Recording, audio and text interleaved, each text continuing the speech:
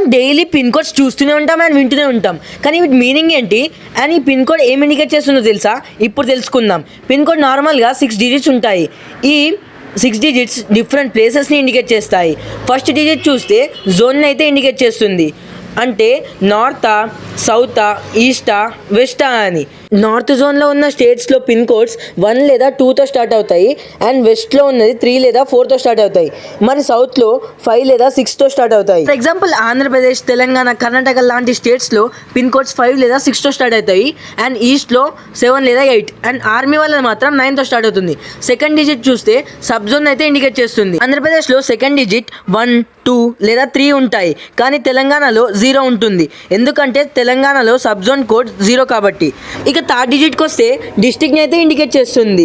Finally last 3 digits అయితే post office code చూపిస్తాయి. ఒక చిన్న ఎగ్జాంపుల్ తీసుకొని దీన్ని అర్థం చేసుకుందాం. ఫర్ ఎగ్జాంపుల్ 502313 అనే పిన్ కోడ్ ఉంది.